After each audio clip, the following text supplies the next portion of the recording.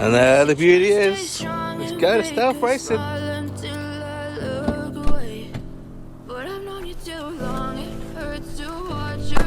Right then guys, it's time to go to stealth racing. It's about an hour's journey. It's mostly motorways and straight roads, so gonna go take it easy on the way up there.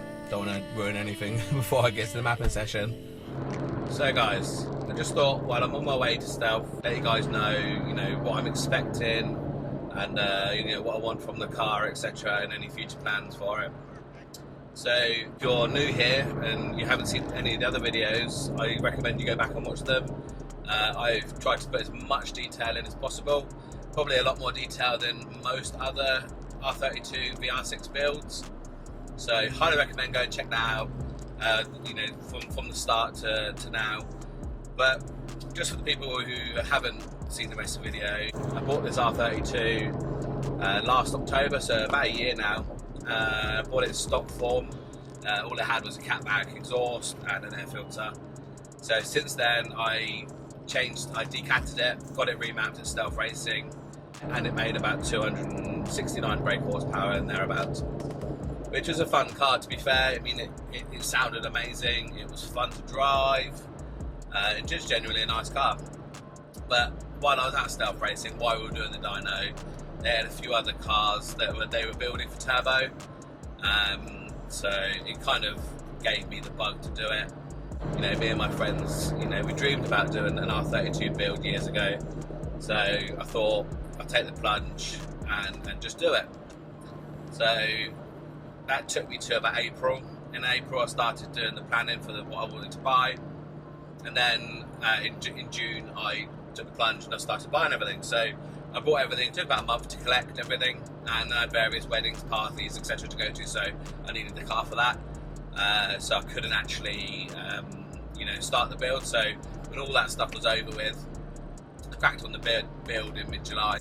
We've got on there at the moment, we've got a PTX 3584 RS Turbo. So it's just like the Garrett Turbo, but made by Pulsar Turbo in the UK.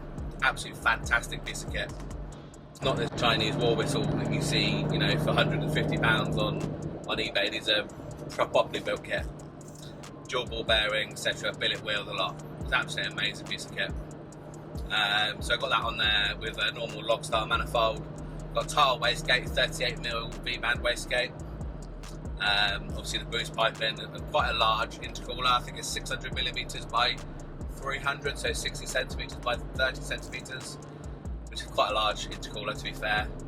And what else have I got? Got a 3.15mm head spacer, which I think works out to be around just over 2mm with that, for the actual head spacer, and it works out to be about 9.25 to 1 ratio, or around 9 to 1. So kind of perfect for what I need. I did new rod bearings and some big end bearings. They're all done. I used Glyco bearings. They were recommended by Vince the Stealth, and I put some ARP rod bolts in there as well. I wasn't going to put the rod bolts in. I wasn't going to touch the bearings, but Vince recommended that I did, so I forked out the extra money and done that instead as well. But the bearings that came off, you'll see in some of the other videos that I did the rod bearings in, the ones that came off were immaculate for a 100,000 mile engine. Honestly, they were like brand new. Couldn't believe it. So obviously very healthy engine to start with, which is obviously a really good thing. What else have I got on there? 4-inch MAF. So that's a 4-inch pipe from the turbo intake to the air filter, and the air filter is a 4-inch one anyway. That's a Forge Motorsport air filter. Don't know whether we'll keep that or not. I don't know. We'll see whether it causes any issues with the dyno.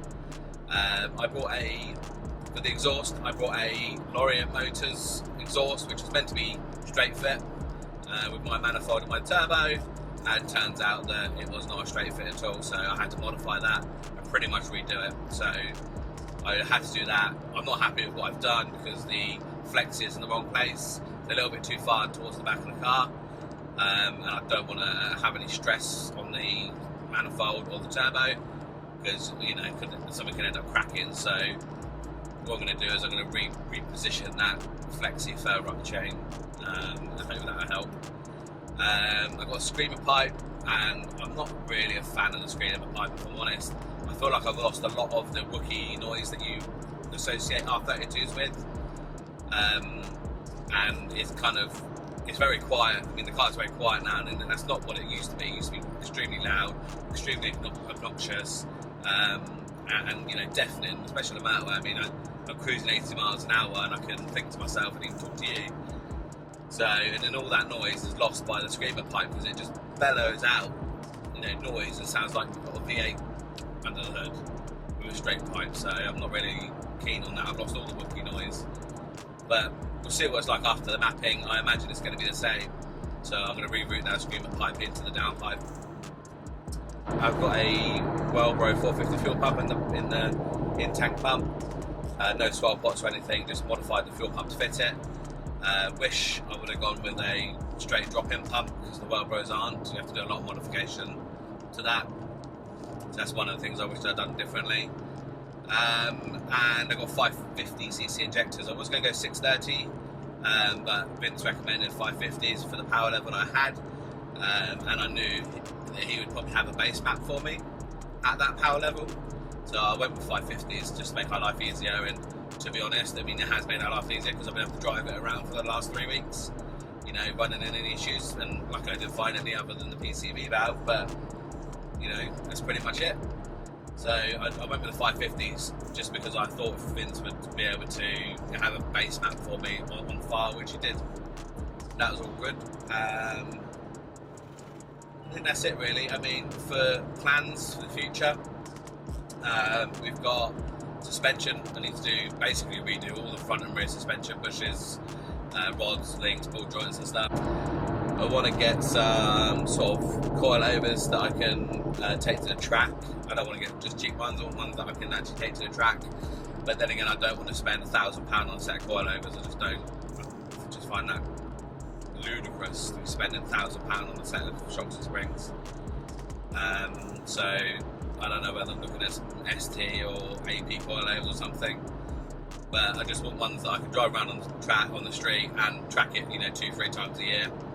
Next year I will be tracking this car. I've got a couple of friends that like track days and stuff, so you know, this isn't going to be a show queen. This is going to be used and abused on the streets, and it's going to be very abused on the track. So you know, I need a suspension setup that can cope with that. I need a new set of wheels and tyres dedicated for the track and for the exhaust. So at the moment I've got my 3-inch downpipe and midsection going into a 2.75-inch Miltech.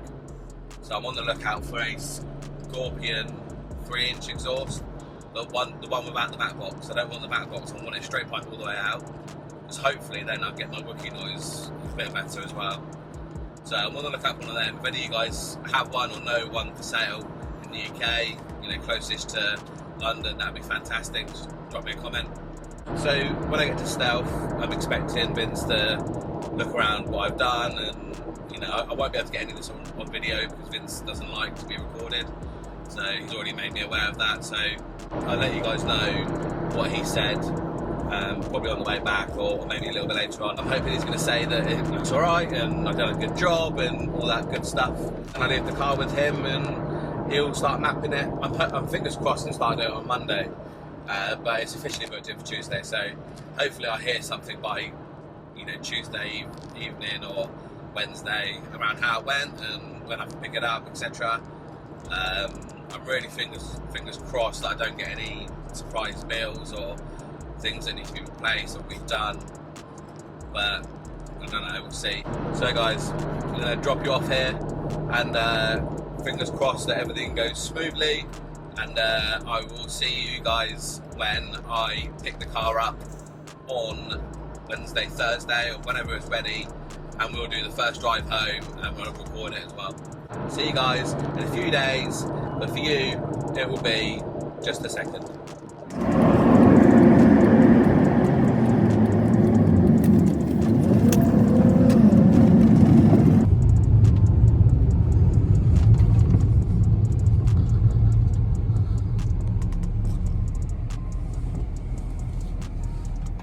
Guys, so just to give you a quick update, I'm back from Storm. This is actually the following day.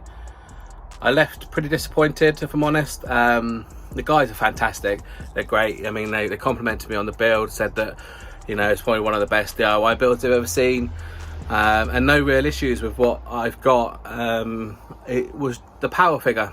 Every time I spoke to them about I want 500 horsepower, etc., they never quoted me that I needed Mark 7 clutch packs, Mark 7 Golf R clutch packs to reach that figure. So I thought that the standard clutch packs would hit that figure fine, and anything over that I would need additional clutch packs, or you know, uprated clutch packs.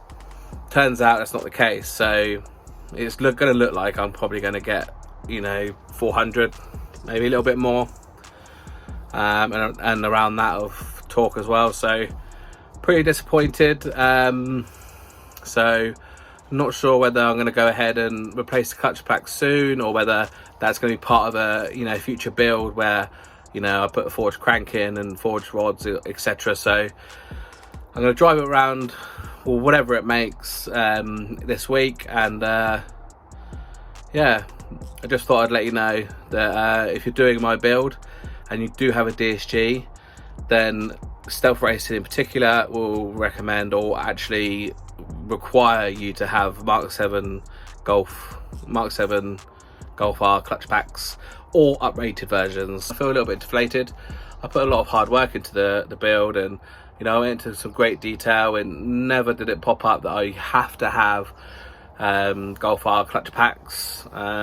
So if I'd have known that, you know, I would have done it, and I'd have saved myself a lot of hassle, because if I do it now, I'm just going to have to go back and pay for mapping again. So pretty disappointed. Nothing to do with stealth, but you know, that's a mistake, and you know, I hold my hands up to it, and I want to be transparent and let you guys know of the mistake that I made, so you don't have to hit that same mistake in the future. But I'm still going to be happy. I imagine, you know, 400 break or whatever it's going to be pretty exciting and pretty spicy. Still happy with what's going to happen, just not going to be the power figure that I originally wanted or was expecting. So the next time you see me, I will be driving up to Stealth, picking the car up, going through any issues that they may have found and had to address, or, you know, just doing the general drive through. So thank you for following, like and subscribe, and I'll see you in a little bit. Right guys, excuse the hair, but we're back from Stealth Racing. I picked the car up, had a chat with Vince for probably about an hour about different things and different issues that they found on the car. I did bring my GoPro with me because I was going to record some of the drive home, a bit of boosting, etc. But I left the GoPro in my partner's car, so yeah, I failed on that one, so I do apologise for that. I will do some driving videos, and I will put it in this video as well. But Vince at Stealth found a few issues. We had some issues with the MAF location, where it wasn't getting, the air was sort of going around the MAF location rather than through it, so that was throwing the numbers off. So I've got a 4-inch MAF housing coming from Rushworth Performance, and I'm going to move that further up the chain, so that should sort that issue. Blow off valve, I know some of you guys commented saying don't bother with the cheapo one. Vince again said that I need to upgrade the size of it as well, so I need to get the Ford super size, which is a 40mm in and out, because although we're not running high boost, there's a lot of volume of air that needs to get rid of, and the 1.8 turbo size 25mm isn't big enough. So I'll get one of them, but that's not so important. The MAF's the most important one to sort out. I need to divert the wastegate exhaust into the downpipe, because I think Vince was getting suffocated by exhaust fumes during the mapping. So I need to do that anyway. I didn't like the screamer sound, so I need to do that, and I need to put a flexi in the exhaust a bit further up, just so that, because at the moment the flexi is sort of underneath the gear stick area, and if it was a bit further up, that means I could support that exhaust via the actual supporting bracket. So I'm going to do that too while I got the exhaust down, and just got some installation stuff to do.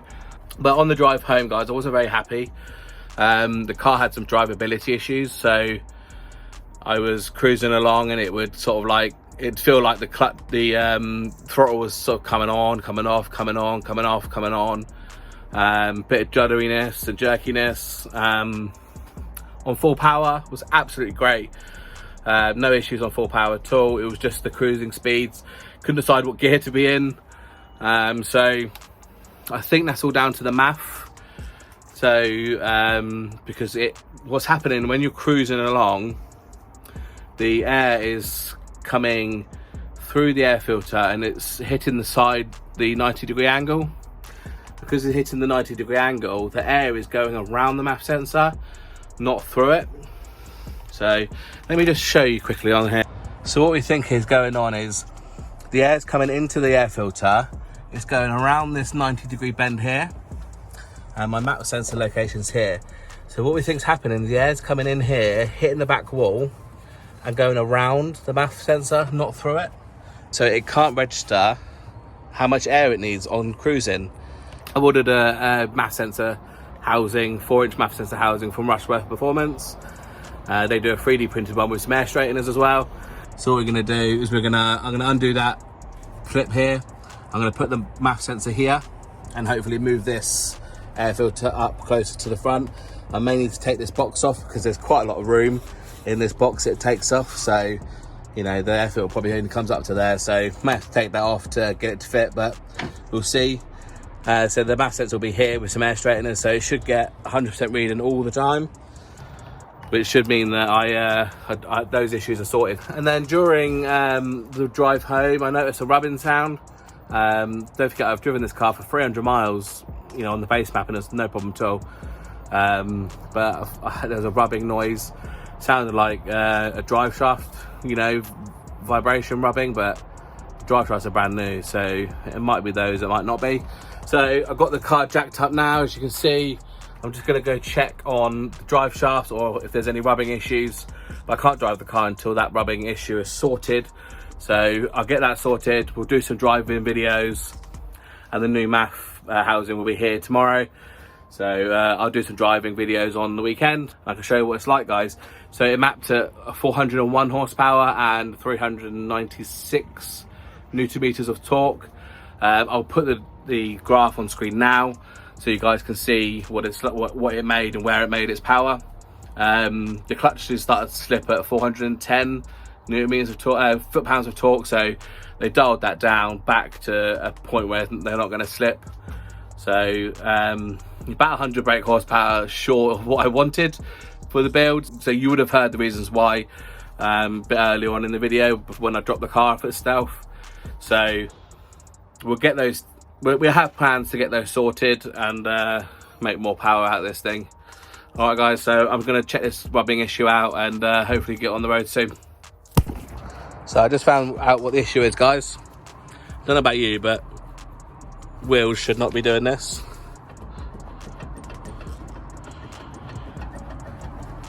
And you guys can see the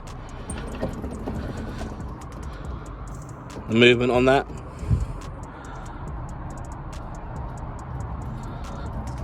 So what's happened, I think it's either going to be this is loose or the wheel bearing's fucked. So I'm just going to check this is tight, and then if not, I'll have to replace the wheel bearing. It was this bolt after all. It was loose, so literally not quite hand loose, but near enough. So I've tightened that up now. I'm just going to go and torque it, but all the play's gone now, as you can see.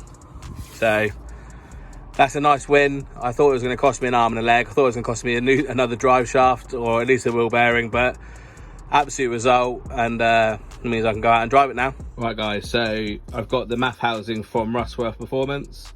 As you can see, it's 3D printed, has air straighteners both sides, and the right hole for the VW MAF sensor. So I'm going to get that on there now, and hopefully that will sort my MAF issues with the sort of general cruising and normal drivability issues. Let's get that on there now. Right, guys, so got the new MAF airflow sensor housing on here with the airflow sensor in there, and I've extended the wiring, and I've blocked off this plate here, so I'm probably gonna have to redo this intake pipe when I want to do the 40mm blow off valve or recirculating valve. But until now I've just blocked that MAF sensor location off there, and we're running it in here instead. I've had to remove the tube from the forged intake. So this is still the forged intake, but it doesn't have the carbon fibre tube because it just wouldn't fit. So I'll probably get a new one eventually, but it actually sits on it quite nicely because it's mounted on this band here as well. I've taken it for a spin today, guys, and it runs really well now. The drivability issues have gone. I can cruise with it and I can boost with it really well. You know, 400 brake doesn't sound a lot in in today's age, but believe me, it's fast, very fast. It quite surprises me as well. So got a few more things we need to do to the car for the exhaust and just some other bits to make it a bit better. So guys, as you can tell from my voice, I caught a cold over the weekend, but essentially I had a bit of a bad weekend.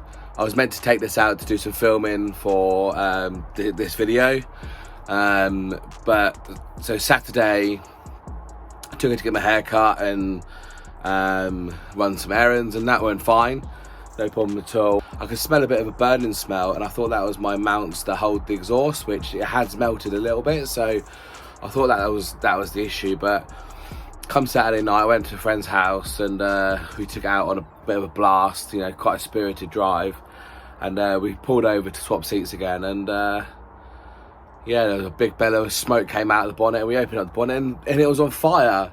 The car was actually on fire.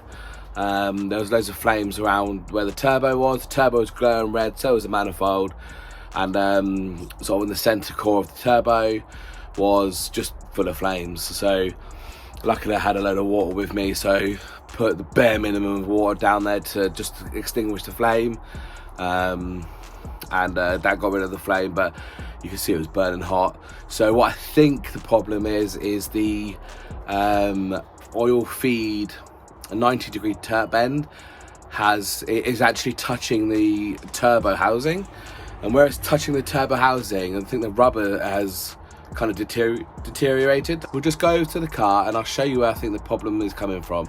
I think the problem is coming from, as you can see, got the white marks there. Trying to get a bit of light down there for you. So you can see the white marking on the turbo and the turbo blanket. There you go. You can see how close it is to the turbo manifold, and I think oil has been coming, sort of seeping out of the top of the fitting, and basically that caught on fire, and so fire was coming out of there, which as you can see has singed a few bits. So I'm going to need to replace that, and I'm going to need to come up with a better solution. So what I'm going to do is I've got a banjo bolt coming, and I'm going to replace this 90-degree of a banjo bolt, which should push it further that way, and then have a straight connector from there all the way over. So that's the plan anyway. So almost had a complete disaster on Saturday night. Almost burned the whole car down, but luckily we managed to get it under control. You kind of learn these things by driving them hard. I want to track this car as well, so the abuse we gave it on Saturday was nowhere near what you'd do on a track day. So I'm glad to find that stuff out now so I can fix them. So this video will be delayed. I do want to make sure I get some driving video footage into this video. I haven't been able to get any yet, so I'm going to need to fix this, and then I can get some driving footage in this video, because if I drive it now, it just leaks out oil and I can't risk a fire. So I apologise for now for how late this video is, and just bear with me. I need to sort it out, and hopefully this is a lesson for you guys as well. Alright, cheers guys. So I just got the oil line feed off. As you can see here it is. You can see it looks battered and discoloured, and also you can see all the oil here as well. It's so oily, so you can tell that's been leaking. So I'm going to get this restrictor off, because the banjo bolt that I've got coming has a restrictor in it as well, and then hopefully that'll fix the issue for us. Guys, be careful where you're getting your titanium heat shields from, heat blankets, turbo blankets. Look at the state of this, completely burnt through. So you've been on the car for 500 miles. So here you go guys, just to show you what I've done. I rerouted the wastegate into the downpipe, as you can see, rather than having a screamer pipe.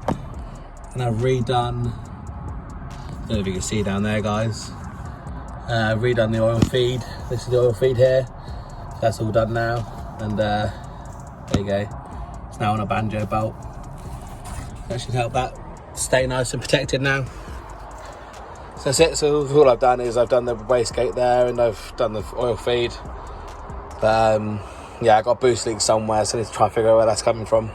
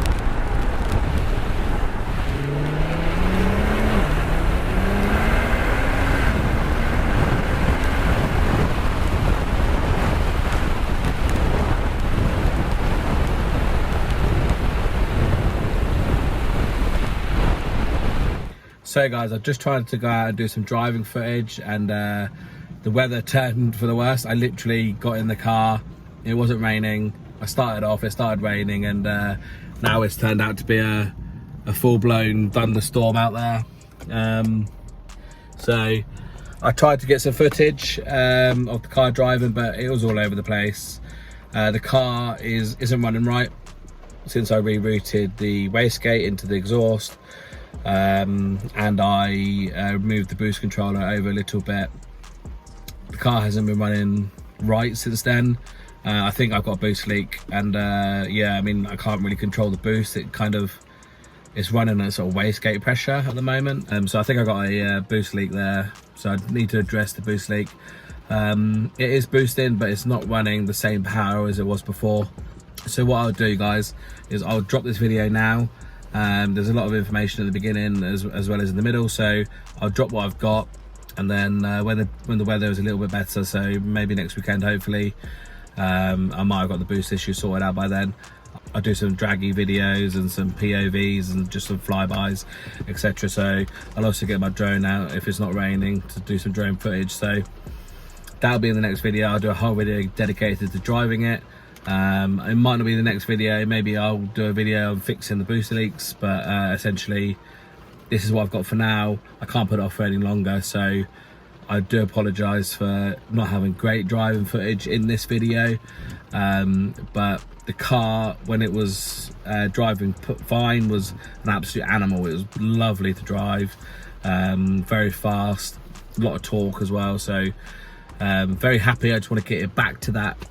So don't forget, guys, so that was a really bright thunder. So thanks a lot, guys. If you stuck around till now, appreciate it. I appreciate all the support, guys, especially with the delay of this video. And if you haven't subscribed, guys, there's only 90% of you guys who watch my videos actually are subscribed. I'd really appreciate it if you subscribed. That would help the channel and help me out a lot. So thank you, guys, and on to the next one. I know you told your friend you're not okay, and tell me what's wrong and why